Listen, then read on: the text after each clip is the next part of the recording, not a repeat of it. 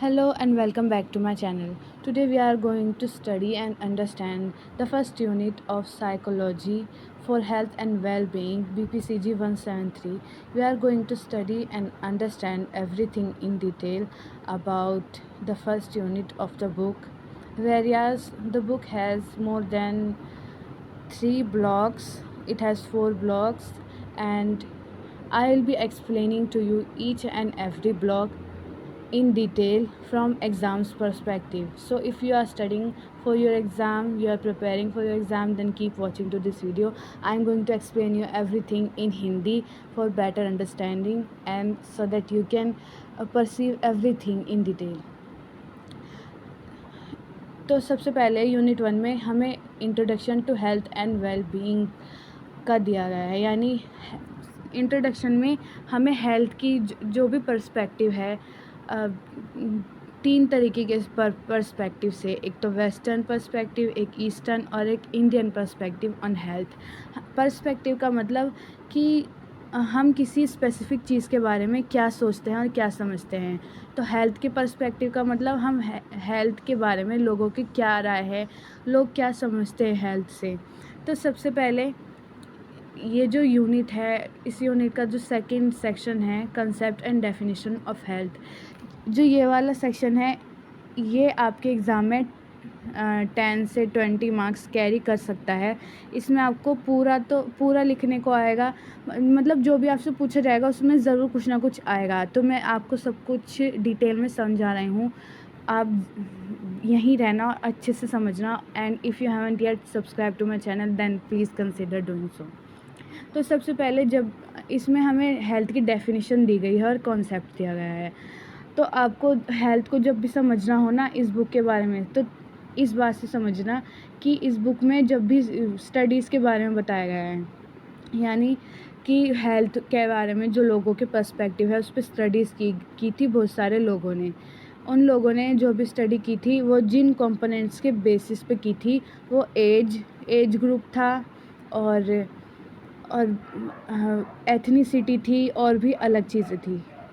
तो स्टार्ट करते हैं। Many studies have been concluded to understand what common people think and understand by health. In a study done by Baumann, she asked people to explain what does being healthy mean for them. Majority of the participant reported either of the following 3 types of responses. यानी जब लोगों से पूछा गया कि स्वस्थ रहने से वो लोग क्या समझते हैं, हेल्दी रहने से क्या समझते हैं, लोगों के जो भी रिस्पॉन्सेज थे वो इन 3 आंसर को फेवर कर रहे थे। यानी लोगों के रिस्पॉन्सेज ज़्यादातर ये 3 ही आंसर थे। पहला, health means a general sense of well being. कुछ लोगों को ये लगा कि हेल्थ क्या है, स्वस्थ रहना क्या है, कि हम एकदम अच्छे से जी रहे हों और हम जो भी कर रहे हो वो एकदम स्वस्थ तरीके से कर रहे हों। Second, health is defined with the absence of symptoms of disease. यानी कुछ लोगों को ऐसा लगा जब ये स्टडी की गई कि हेल्थ का मतलब होता है, हेल्दी होने का मतलब होता है कि आपको कोई बीमारी ना हो। जबकि कुछ लोगों को लगा कि health can be seen in the things that a person who is physically fit able to do. यानी कोई स्वस्थ है वो इस तौर पर समझते हैं कि कोई इंसान जो भी काम वो रोज़ करता है वो अच्छे तरीके से कर पाता है। मतलब ये कि अगर कोई इंसान रोज़ घर के काम करता है, जैसे लेडीज़ या मैन कोई भी, अगर वो घर के काम करते हैं, अगर वो घर के सारे काम अच्छे से करते हैं तो हम उस इंसान को हेल्दी समझेंगे। अब इस बुक में क्योंकि बहुत सब कुछ लिखा हुआ है तो आपको सब कुछ तो लिखना नहीं पड़ेगा, ना ही लिख पाओगे आप एग्ज़ाम में। जो मेन है मैं वहीं बता रही हूँ, क्योंकि मुझे पता है बहुत से स्टूडेंट एग्ज़ाम के 2-3 दिन पहले ही प्रिपरेशन करते हैं, तो मैं उनके पर्सपेक्टिव से बहुत अच्छे से डिटेल में समझा रही हूँ। तो सबसे पहले एक और स्टडी हुई जिसमें जब भी आपका ये क्वेश्चन आएगा ना इसके बारे में, ऐसे ही आएगा कि डिस्क्राइब हेल्थ और what do you mean by health और डिफाइन हेल्थ। तो आपको सब कुछ लिखना है, जो मैं समझा रही हूँ वही लिखना है। मैंने भी जब एग्ज़ाम दिया था तो मेरे भी बहुत अच्छे मार्क्स आए थे इस वाले सब्जेक्ट में। तो सबसे पहले जो दूसरी स्टडी हुई, पहली स्टडी में क्या क्या आया, पहली स्टडी में लोगों को 3 आंसर मिले हेल्थ से जुड़े। एक जनरल सेंस ऑफ वेलबींग, दूसरा health is identified with the absence of symptoms of disease, तीसरा health can be seen in the things that a person who is physically fit is able to do. Second study में यह पूछा गया लोगों से कि Cross and Jay in 1994 also conducted a study to understand the frame of reference for judging one's health.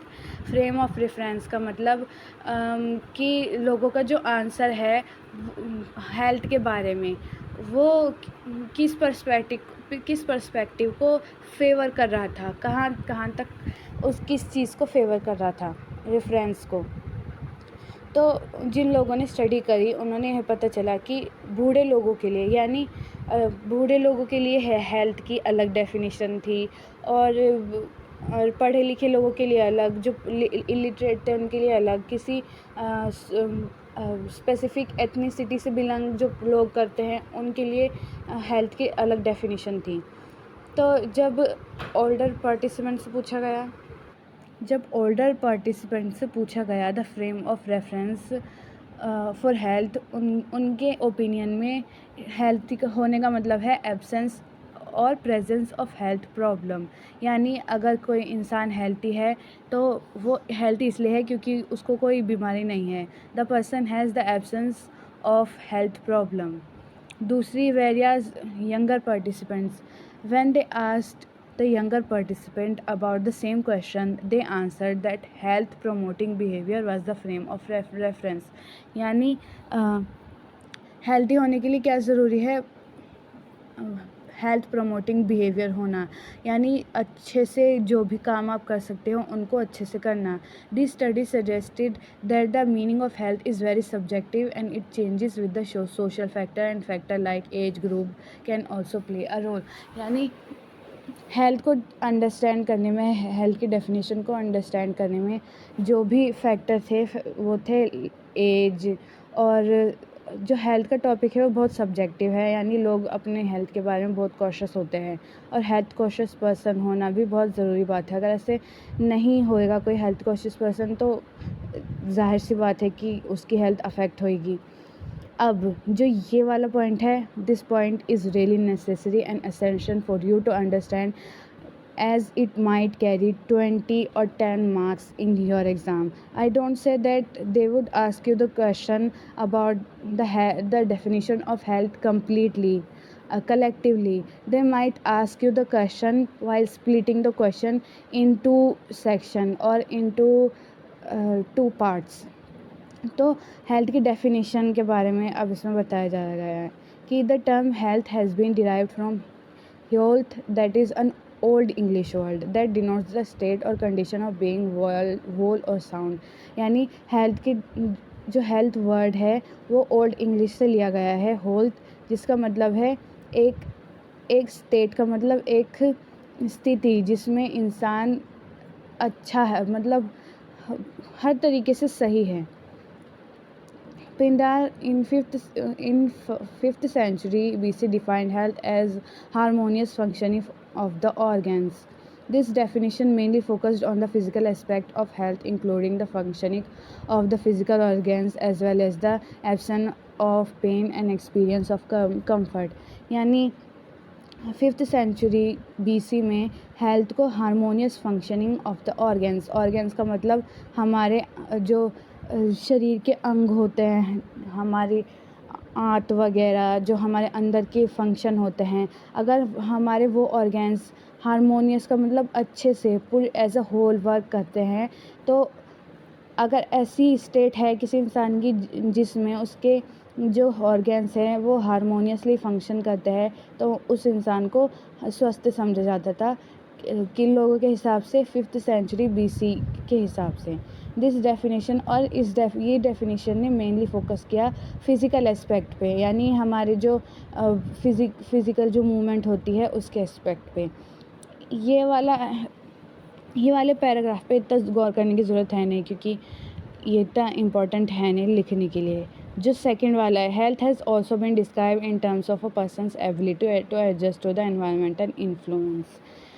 यानी कि health को डिस्क्राइब किस एक और तरीके से किया गया है, वो कैसे कि एक पर्सन की एबिलिटी, एक इंसान की उस एबिलिटी से, जिस एबिलिटी की वजह से एक इंसान किसी नए इन्वायरमेंट में एडजस्ट हो सकता है। यानी कि अगर किसी इंसान को जो बर्फ़ीले जगह पे रहता है, उसको अगर हम अफ़्रीका में डाल देंगे, अगर वो इंसान अफ़्रीका में सर्वाइव कर गया तो उसको हम हेल्दी समझेंगे। तो इसका मतलब यही है, health has also been described in terms of a person's ability to adjust to the environmental influences. यानी if she is not able to adapt, then he or she may experience some illness or developed or disease। यानी अगर वो बंदा बर्फीले मौसम में रहने वाला अफ्रीका में नहीं सर्वाइव कर पाया तो उसको हेल्थी नहीं समझा जाएगा। अब वर्ल्ड हेल्थ ऑर्गेनाइजेशन की तरफ से जो डेफिनेशन है वो निकली गई, वो इन्वेंट हुई, और ये जो डेफिनेशन है इसमें स्टेटेड ऑलरेडी है, और ये डेफिनेशन आपको ज़रूर लिखनी है अगर आप अच्छे मार्क्स चाहते हो अपने एग्ज़ाम में। तो in 1946 the constitution of World Health Organization came up with the definition of health. पहले जो हेल्थ की डेफिनेशन थी वो दूसरी थी, कि a state of complete physical, mental and social wellbeing and not mainly the absence of disease और infirmity.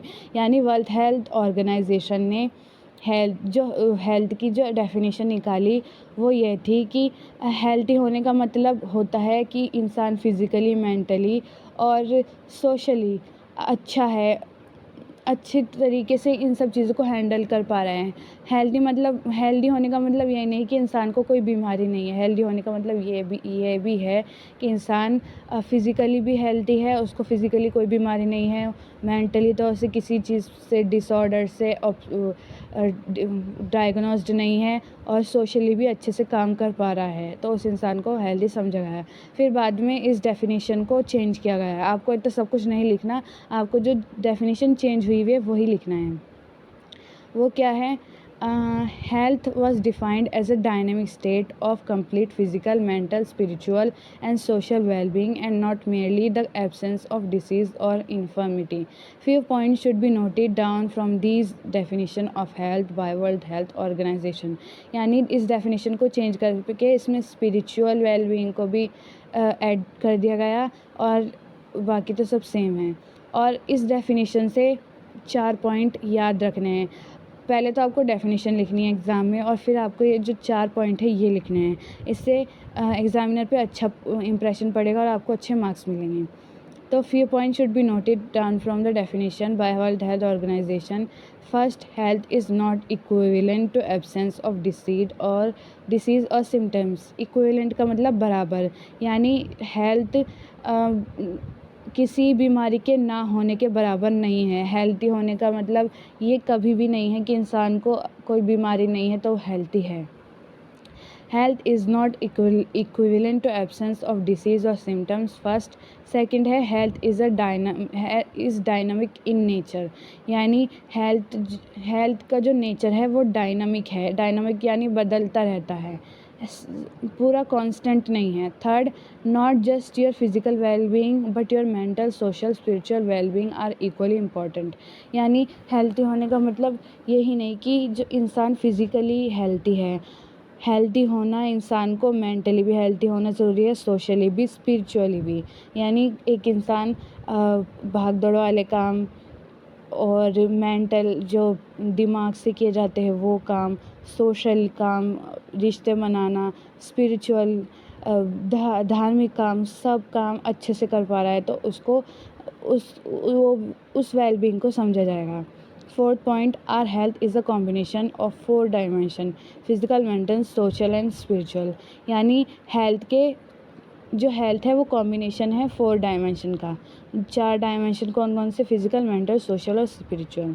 As you can see the definition of health given by WHO, the term wellbeing has been used. Well-being is also known as subjective well-being. The concept of well-being is closer to the concept of mental health. Life satisfaction and happiness. Well-being is a subjective feeling which involves evaluation of those affecting and cognitive aspects of life which are getting affected by disease and illness directly or indirectly. now the word that has been used in the definition of health are being described in detail, as the word well-being is described as a state in which someone feels a sense of satisfaction. यानी जो well-being है वो subjective है, यानी main है, well-being होना subjective है। इसका मतलब है इवैल्यूएशन का मतलब कैलकुलेशन। इसका मतलब होता है कि affective and cognitive aspect of life which are getting affected by disease and illness directly or indirectly। Affective यानी जो हमें जल्दी से अफेक्ट कर सके, प्रभाव कर सके। कॉग्निटिव यानी सोचने समझने वाले एस्पेक्ट ऑफ लाइफ जो अफेक्ट हो रहे हैं डिसीज़ से और इलनेस से डायरेक्टली और इनडायरेक्टली। यानी वेलबींग का मतलब हमारी वो स्टेट जिसमें इंसान किसी डिसीज़ से अफेक्ट होने के बहुत करीब हो, उसको हम बोलते हैं वेलबींग। जब इंसान वेलबींग की स्टेट में होता है तो वो इन सब चीज़ों से दूर होता है।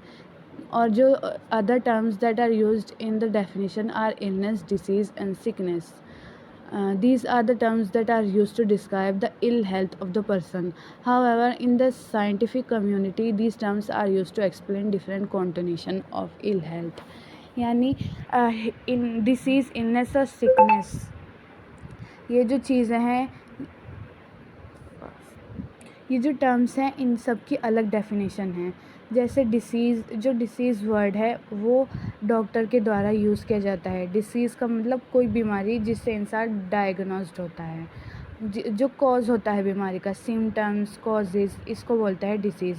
Illness it refers to the general term that people use to describe their perceived deteriorated health condition that may or may not have been yet diagnosed by a doctor। यानी illness जो वर्ड है उसको जो normal people है उनके द्वारा use किया जाता है जब वो बीमार होते हैं। Sickness it is the social role and perception related to illness. जो सिकनेस वर्ड है वो इसका जो रोल है वो सोसाइटल है, और इसके जो परसेप्शन है रिलेटेड टू इलनेस वो भी सोसाइटल है, such as taking rest, day off from work, stigma का मतलब होता है किसी चीज़ का किसी एक स्पेसिफिक इंसान के साथ जोड़ देना, मतलब दाग लगाना किसी के ऊपर, उसको बोलते हैं stigma. Being healthy can be denoted not only by absence of illness but also presence of physical, mental, social well-being। यानी अगर आपको हेल्थ की डेफिनेशन अगर ये पूछा जाए आपको एग्ज़ाम में, सबसे पहले आपको जो वर्ल्ड हेल्थ ऑर्गेनाइजेशन ने जो डेफिनेशन बताई है वो बताना, फिर जो 4 पॉइंट है उसको एक्सप्लेन करना, फिर ये डिसीज़ और इलनेस की डेफिनेशन बताना ज़रूरी नहीं है, फिर यहाँ पर आना ये समझाना कि हेल्दी होने का मतलब यही नहीं कि इंसान को कोई बीमारी नहीं है। हेल्दी होने का मतलब ये है कि इंसान फिज़िकली, मेंटली, सोशली और स्पिरिचुअल हर तरह के तौर पर अच्छा है, वो हर चीज़ अच्छे से कर पा रहा है, यानी उसकी वेलबींग है। Ability of an individual to adapt well to his environment.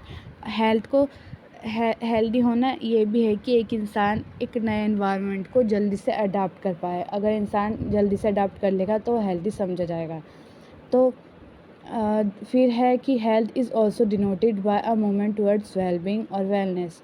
Illness on the other hand can be characterized by decreased functioning in terms of physical, emotional, mental and social and spiritual aspect। इसको लिखने की ज़रूरत है नहीं, लेकिन समझा दूँ।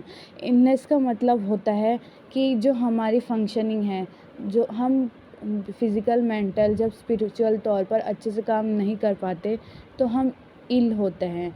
वो एक स्टेट होती है जिसमें हम बीमार होते हैं, उस स्टेट को बोलते हैं इलनेस। इलनेस का मतलब कि इंसान फिज़िकली, मेंटली, इमोशनली तौर पर इन सब एस्पेक्ट पे अच्छे से नहीं उतर पा रहा है, अच्छे से काम नहीं कर पा रहा है। Illness can be determined by presence of symptoms as well as by diminished ability to function effectively in day to day life. यानी डिटरमाइन यानी निर्धारित करता है। इलनेस को निर्धारित किया जा सकता है प्रेजेंस ऑफ सिम्टम्स, यानी अगर किसी इंसान में किसी बीमारी की सिम्टम हो तो उसको इल समझा जाएगा। और डिमिनिश का मतलब ख़त्म हो जाना, यानी इंसान की जब इफ़ेक्टिवली फंक्शन करने की एबिलिटी जब ख़त्म हो जाती है in day to day life, उसको उस स्टेट को इलनेस कहते हैं. It can also be determined by how the individual is feeling. Health can be described in terms of three domains as proposed by Dalal and Mishra. They suggested the field of health broadly comprised three domains, namely restoration, maintenance, and growth. The objective of the first domain, restoration, is to help an individual in recovering his health from the state of illness. यानी फिर दोबारा एक study हुई, उसमें दलाल and Mishra इन दोनों ने suggest की कि the field of health broadly comprised three domains. यानी हेल्थ के 3 डोमेन होते हैं. पहला रिस्टोरेशन का मतलब एक पर्सन की एबिलिटी, वो एबिलिटी जिसमें इंसान बीमारी से रिकवर करता है, उसको बोलते हैं restoration. Is to help an individual in recovering his health from the state of illness. Thus, this domain involves all kind of intervention and will help a patient in recovering from his illness symptoms, bodily pain and suffering. यानी इसमें इंसान का recover होना अपनी बीमारी से आ जाता है. The second domain of health is maintenance. Health को मेंटेन करना, यानी हेल्दी रहने के लिए ये चीज़ें होना, ये चीज़ें फैक्टर हैं हेल्दी होने की. इनसे हेल्थ हमारी बनती है. पहला कि अगर एक इंसान बीमारी से रिकवर हो जाता है, जो भी बीमारी उसको है, तो वो तो उसका पहला फैक्टर रिस्टोरेशन कहलाएगा. सेकंड कि इंसान की जो हेल्थ है उसको मेंटेनेंस भी ज़रूरी है, उसका मेंटेन होना भी ज़रूरी है. And its objective is to help people in maintaining good health and protective them from disease. यानी हेल्थ को मेंटेन करने का मतलब है कि एक इंसान अपने आप को, अपनी गुड हेल्थ को मेंटेन कर पा रहा है और अपने आप को दूसरे डिसीज़ से भी बचा पा रहा है, और हेल्थ प्रमोटिंग बिहेवियर को भी अडॉप्ट कर रहा है. यानी एक इंसान हेल्दी तब भी तो होगा जब वो अपनी मेंटेन को हेल्प करेगा. अगर इंसान अपनी हेल्थ को मेंटेन ही नहीं करेगा तो वो बीमार पड़ जाएगा. जैसे योगा करना, एक्सरसाइज करना, अच्छा खाना खाना वगैरह. The last domain, growth, sees health not just in physical term but it considers social factor and spirituality as its parts as well. यानी तीसरा डोमेन है ग्रोथ. यानी इंसान का हेल्थ, पहले तो इंसान हेल्थी है, वो रिकवर भी कर गया, वो अपनी हेल्थ को मेंटेन भी कर रहा है. अब जब वो ये दोनों फैक्टर फॉलो करेगा तो उसकी हेल्थ में ग्रोथ होएगी, वो और अच्छे से काम करेगा, और जो कंपोनेंट्स है हेल्थ के, फिजिकल, इमोशनल, स्पिरिचुअल, वो अच्छे होंगे. Therefore this domain has patient to achieve and grow in all spheres of their life. The next topic of this unit will be explained in the next video. If you want to watch it, then comment it down below and do subscribe to my channel because it motivates me a lot. It is all for today. I'll be explaining the other section sooner in detail. Thanks for watching and subscribe.